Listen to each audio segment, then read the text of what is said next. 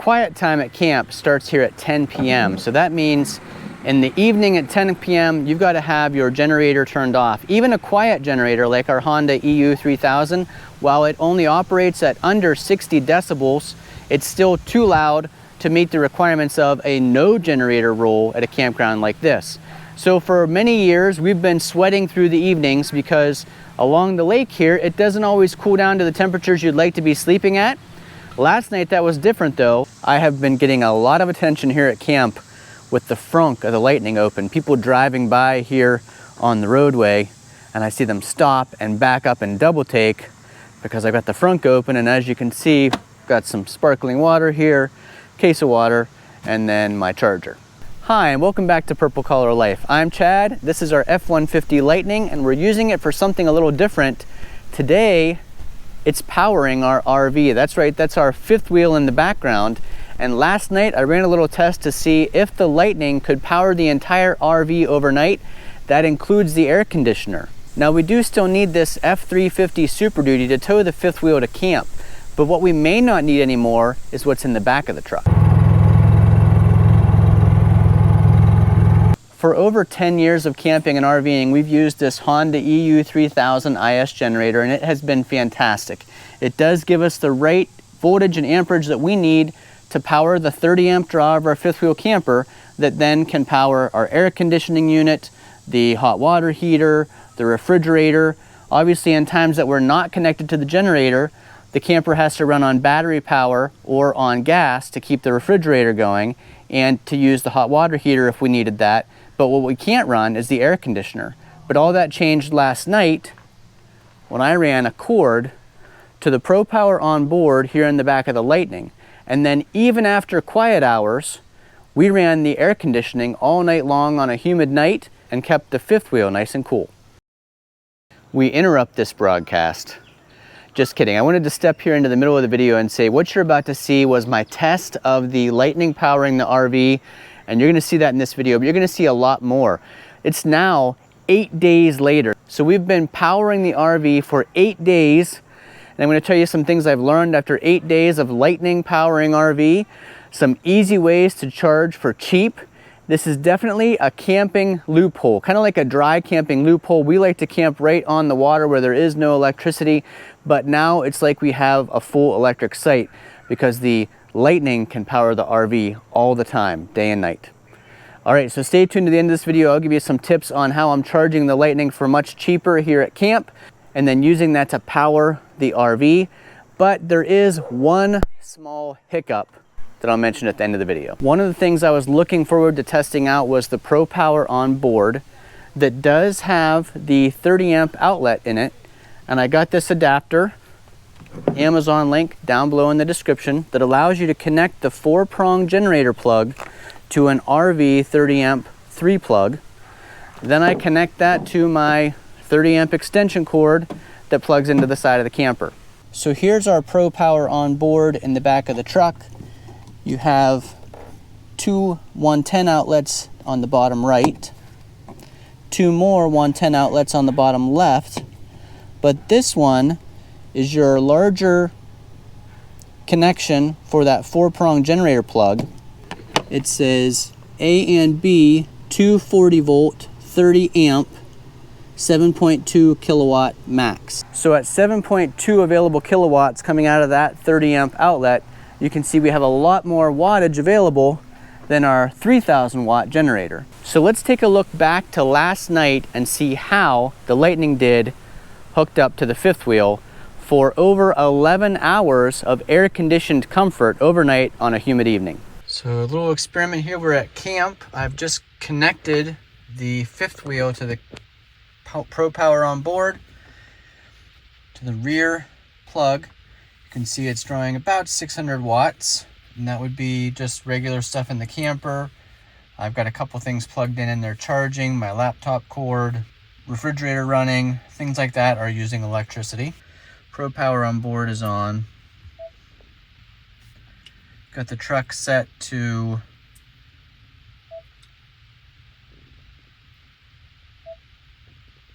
vehicle settings. Vehicle power down timer is turned off, but I do have it So that normally would turn it off after 30 minutes, but I've got it set so that the Pro Power on board will not let the truck go off, will not let the truck battery run less than 60 miles. So you can see those settings are all on there. There is a setting here on the home screen called Calm Screen, and that will make the screen go just the time. I think this screen must stay on all the time because you have to leave the truck running.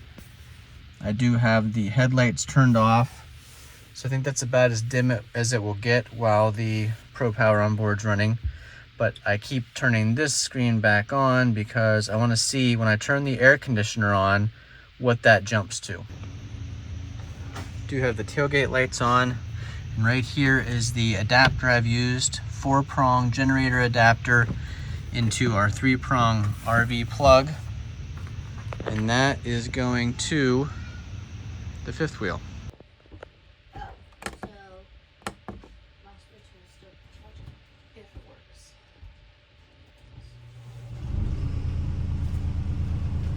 Really drawing some serious watts. 2290, 2280. It's a lot of power that it's drawing. What I might do is adjust the fan speed down to low and see if that helps us, because that's a lot of wattage. It says our maximum is 3600 watts that we can draw in the bed of the truck, and that's still more than the 3000 watts we can draw with our Honda generator, so it should be good to run the air conditioner. It's going down a little bit, but let me see what it is when I turn that fan to low.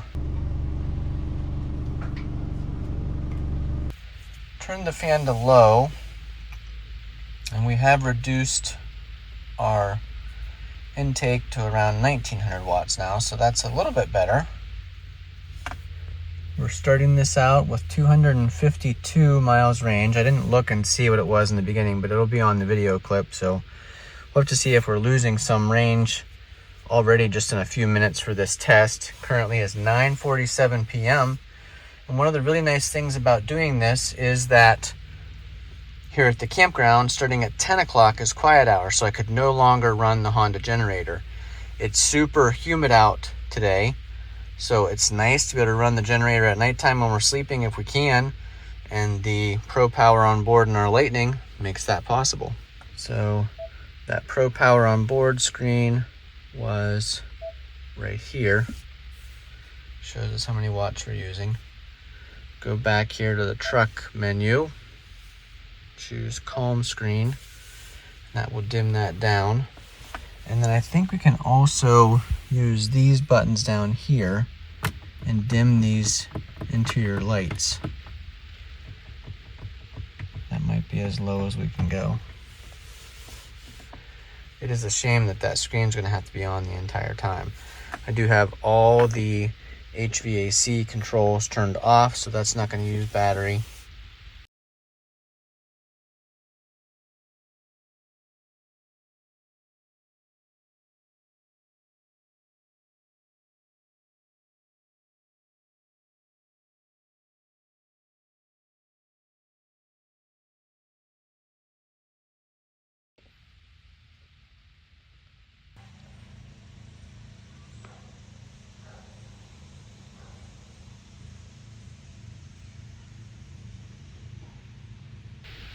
$11 49 minutes. I've turned the air conditioning off. Down to 350, 360. Go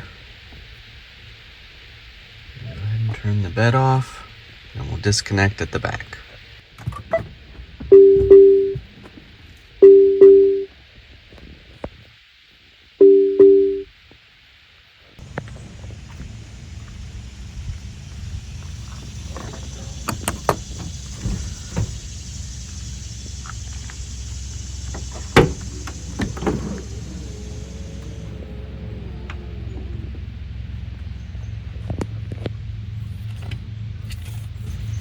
Not warm. I wondered if it had been warm in there overnight, but none of this feels warm. This is a big RV extension cord. I'll put a link to that down below, an Amazon affiliate link, as well as this adapter that goes from the 4-prong to the RV plug. I'll put an Amazon affiliate link to this also. We also have this nice magnetic cover that just protects those outlets so the stuff in the bed of the truck doesn't slide over against them. I'll put an Amazon link to something like that also.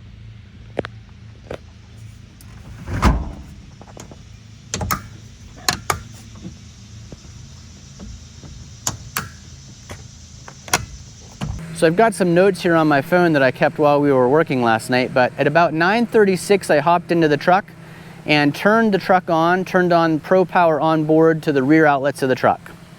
At that point we had 253 miles of range and 80% battery charge in the truck. We ran the air conditioner from that point steady all the way through the night, and at 8:30 in the morning, we turned the air conditioner and the Pro Power off. So over 11 hours of running the RV air conditioning, as well as the refrigerator, as well as charging the Bluetti, charging telephones, running the regular battery charger of the camper to charge the 12-volt battery back up for the next day. So there's a lot of things that draw a little bit, but the main draw, obviously, was the air conditioner. So over that 11 hours of time where the air conditioner was running, let's look at our usage. We used 34 miles of battery range. We had started at 80% battery remaining and we ended at 70%. So we used 10% of the battery. If my math is right, that's approximately 13,000 watts of electricity we used out of the Lightning battery to power the camper for 11 hours. The other test we ran this morning was doing some dishes using the hot water heater. So we turned the hot water heater on and then I checked in the Pro Power Onboard to see how many watts that uses. Here's a clip of that footage. All right, we've got 214 miles, 70% left. We're gonna do another test of the Pro Power Onboard while RVing. I'm gonna turn Pro Power Onboard on. Turn the back on for testing out using the hot water heater and the pump on the camper for Jennifer to do some dishes. So let's get hooked up.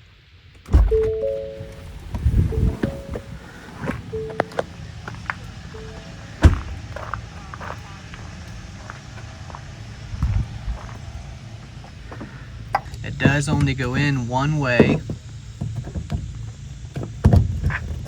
In, twist it a little bit, and then you connect your RV cord to that plug. Now connected, let's turn the hot water heater on. So the refrigerator automatically runs on electricity when electricity is present. So you can see it is running on electric right now, so that does draw some watts. Microwave's available, but not currently running. I'm going to turn the pump and the hot water heater on.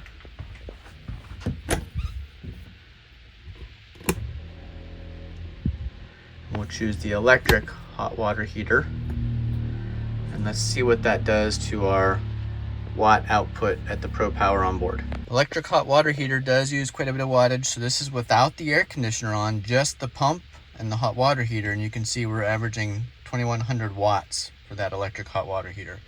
Now we do have the option to use gas hot water heater if we wanted to, but I thought this would be a good test to see how many watts that electric hot water heater, 6-gallon, takes to warm up. Jennifer's doing dishes. Just a little update. We are now 212 miles of range, 68%. I'm surprised how much the hot water heater draws. Holding steady there at just under 2100 watts. Now that is the refrigerator also running, but refrigerator, water pump, hot water heater, around 2100 watts. It doesn't take Jennifer very long to do dishes. Current time is 11:11, so we'll see when we can turn this all off. And unlike the EU3000 Honda generator, which has been amazing, the nice thing about using the Lightning is that it's totally silent and it can run after quiet hours. So several of you have commented in our first 2 F150 Lightning videos that the Lightning can't replace an F250 or an F350, and you're right. When it comes to towing this fifth wheel that weighs about 12,500 pounds, we still need the F350 with the long bed and the fifth wheel hitch to move this from place to place. But what is really interesting is if you had a smaller trailer that you were towing with the Lightning, you could use the Lightning as your power source for that RV. And it has been really nice, especially last night on a hot, humid night, to, after the Rangers say, hey, this is 10 o'clock, all the generators have to be shut off, for us to plug the camper into the Lightning and maintain the cooled climate inside the RV for the next 11 hours of comfortable sleep. It's also been really nice to have the Lightning here with its tonneau cover as an extra storage space. You've got an extra tent in there, some tarps, a bed for Olive, Olive's extra food because large Great Danes eat a lot of food. The other thing that I have noticed though is in order to close the tailgate while I'm charging, I have to open the tonneau cover just about this much. Now for the first 5 or 6 days, that didn't matter at all. We didn't have a drop of rain. The last 2 days, as you can see, we've had some downpours overnight and then during the daytime, and that does let some water into the back of the bed. So I'm standing right here beside the charge port of the Lightning because I wanted to talk to you about charging the Lightning while at camp and the camping loophole I found. We camped for about 5 days here. The Lightning got down to 13%, which is as low as I've ever had the battery get in the Lightning. We were even at a point where we could only have like 87% propulsion because our battery percentage was so low.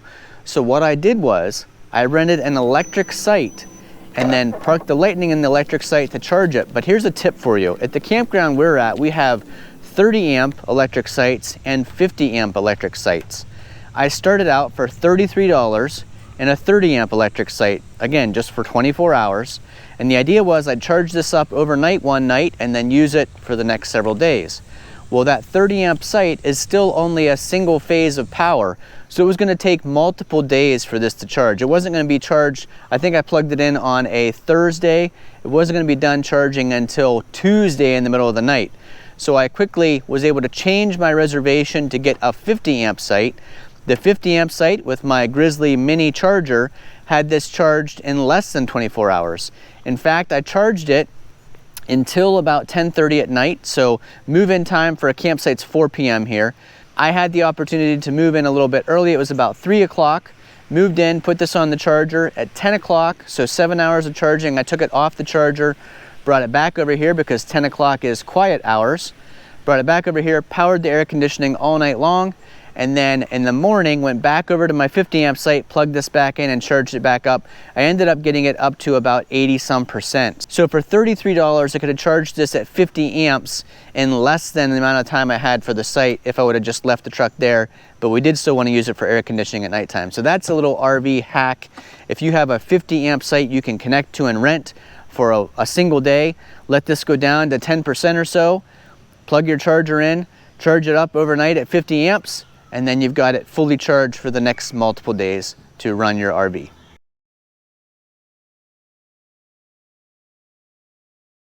So like I said, this was an 8-day test that we've been doing so far, and it's been really cool to have basically an electric site here on the water because of the Lightning. Which we weren't anticipating at all. Right. I brought the Lightning because I wanted to do a test of could the Lightning run the air conditioner, and once we realized it could, it was so cool to just leave it connected, and I could, anytime I wanted to, pop something in the microwave real quick. I could work from my laptop, have the MiFi on, charge up the Bluetti. It's just basically like we've chosen an electric site that just happens to be waterfront. Because initially you were thinking you were going to have to drive the whole way home on your work day. Right. But you were able to just completely work solid the entire day. Yeah. And I also wasn't sure before we tested it how much electricity of the Lightning would use each day of being connected. So, and we didn't use as much as I thought. And now after the tests we've done, it does seem to always be about 10% per night. So even on the nights where we didn't have to run or weren't able to run, and stay tuned to the end of this video for more information on that. But there were a few nights we couldn't run the air conditioner all night long. we still used about 9%. So not that much difference, because remember, the truck's still powering everything else in the RV. We've had fans going in there. It's keeping the refrigerator running the entire night rather than the refrigerator running on the LP gas.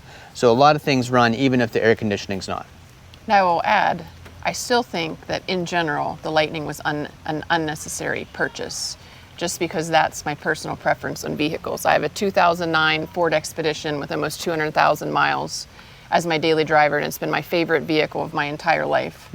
Paid, what, $15,000 for it almost 10 years ago. Right. And I love it. So I feel like it's unnecessary. However, because we have it, I was not anticipating making camp life and being lakeside just so much more convenient. Right. And I do hate the sound. I mean, being on the lake, it's quiet, it's serene.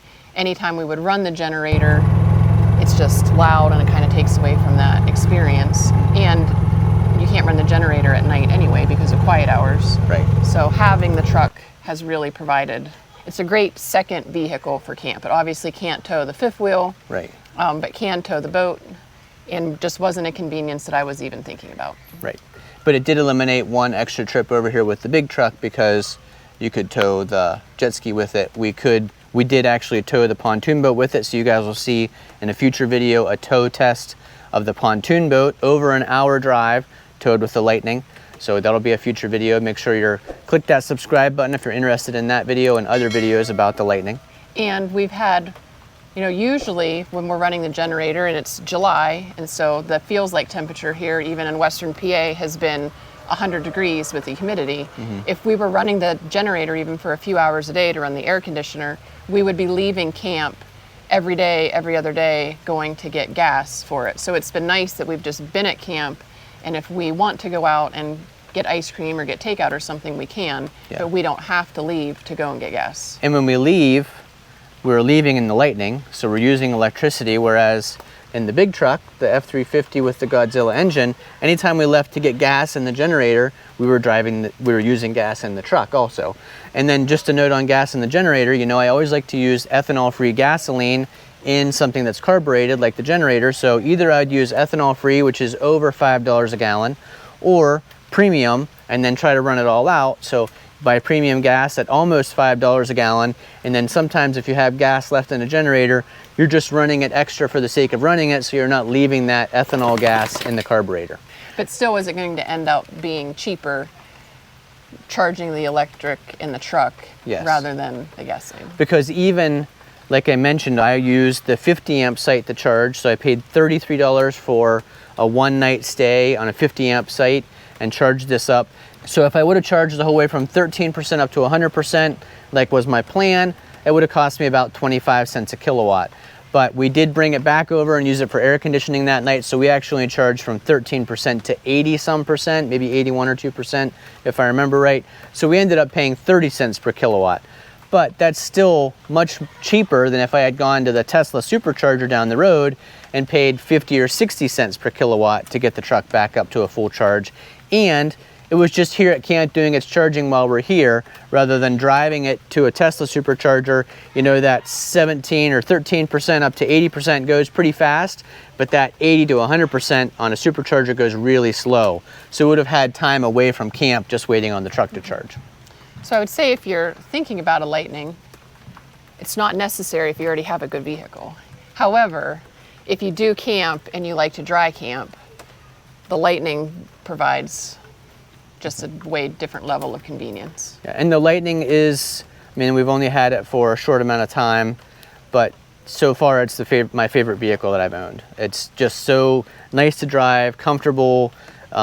It's the kind of luxury meets utility, like I mentioned in the last video. And then these additional perks are pretty amazing. Like the fact, this gives it a lot of bonus points that we can bring it to camp and now have an electric site here along the waterfront, run air conditioning in the nighttime when normally we'd be sweating with all the windows open, just trying to get a breeze to come in. So a lot of big bonuses to having the Lightning here. It's not my favorite vehicle, only because I'm not worried about denting or dinging up or having an issue with the Expedition. It keeps it nice, but I'm not nervous driving it. Makes me more nervous driving this just because it's new. Yeah. I mentioned that there was a small hiccup in my plan.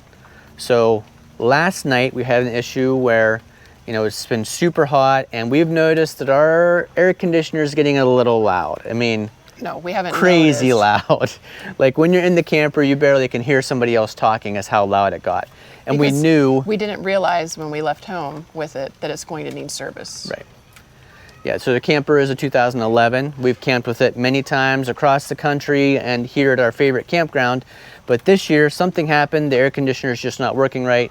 It still produces cold air, but the expense of a lot of loud noise while it's doing it, like thumping, bumping, creaking noises.